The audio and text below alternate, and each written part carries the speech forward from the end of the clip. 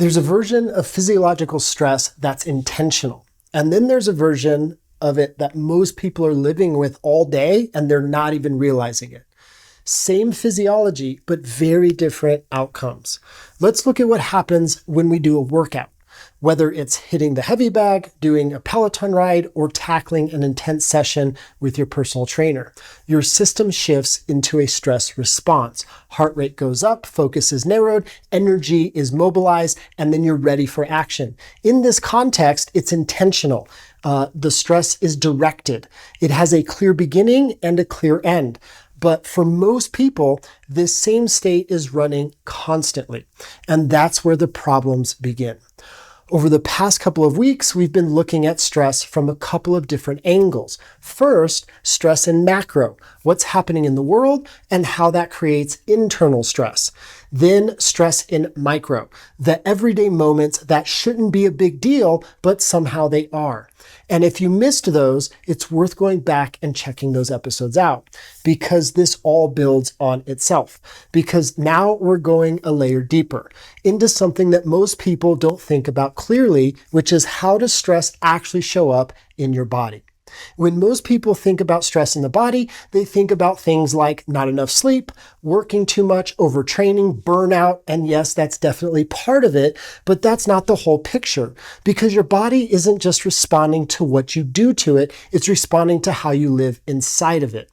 Your nervous system is designed to operate primarily from a calm and regulated state, what's called a parasympathetic state, parasympathetic response in the nervous system. And that's where your body recovers. Your hormones regulate, your thinking is clear, and your energy is nice and steady.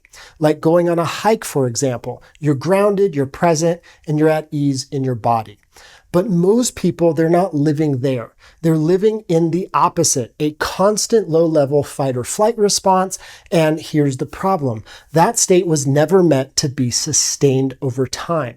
It was designed for short bursts. You're in danger, you respond, and then you return back to calm. But today, people are getting triggered into that state over and over again, and they're never fully coming out of the fight or flight response. And it's not just in response to big events. It's everyday life. Driving in traffic, getting cut off, a comment from your business partner or your significant other, something not getting done that needs to be done around the house, a work interaction that doesn't land quite right. And then suddenly you're activated, you're frustrated, you're irritated, tight, and reactive. And for most people, this is happening hundreds of times a day, and it's going on underneath the radar. We're not aware that we're in that stress state to the point where it's become normalized. But it's not. It's a nervous system that's become hypersensitive or overreactive, treating everyday moments as though they are threats. And here's where it gets tricky. Most people don't even realize that they're in a stress state because they've normalized it. They don't actually know what it feels like to be calm, to be regulated, to be at ease in their own body. And when that happens, the body starts paying the price. Hormones get out of balance, cortisol stays elevated, energy drops, recovery slows, thinking becomes less clear, and intuition becomes non-accessible. Not because something is wrong with you, but because the system is being run in a way that it wasn't designed for. Now, one of the most important distinctions to understand here is this. There are actually two types of physiological stress, internal and then external. Internal stress is what we've been talking about in the last two episodes. Your emotional loops, your thought patterns, your reactions to life. That's what drives your nervous system into overreactivation.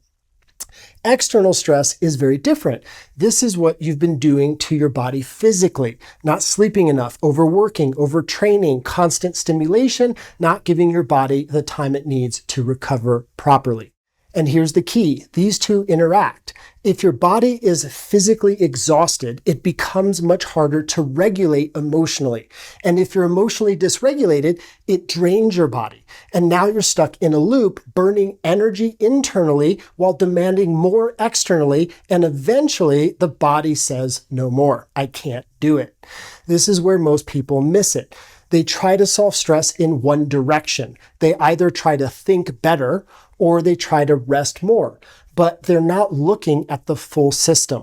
The real question is this: am I asking more of my body and the nervous system than they're capable of sustaining right now? And so what does it actually look like to work with this? There are two sides to it. First, internal regulation, learning how to recognize when you're activated, centering your nervous system, shift out of reactivity, and returning to a regulated state. That's the foundation. Second, external alignment, looking at your life and asking, am I getting enough sleep? Am I overloading my schedule? Am I constantly stimulated? Am I giving my body time to recover? And adjusting accordingly, because part of the work is managing yourself, and part of the work is not creating unnecessary load on the system.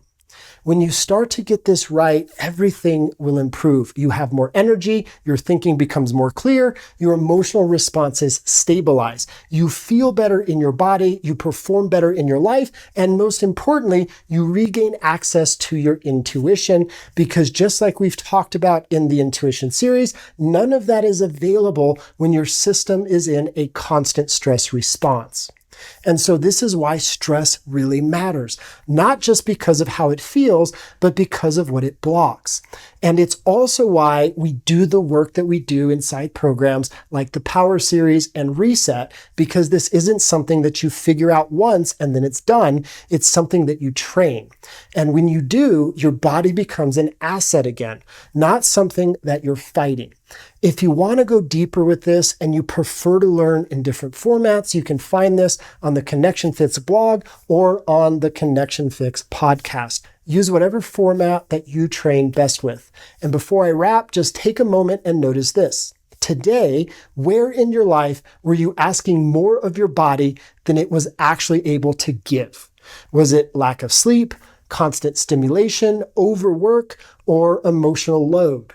And if that continued for the next 30 days, what would that create over time? If you're willing, please drop a comment and share what you've noticed, because that awareness alone can start to shift the system. If you prefer, please email me. I love to hear your thoughts and how the work is going for you, and it helps me to support you better.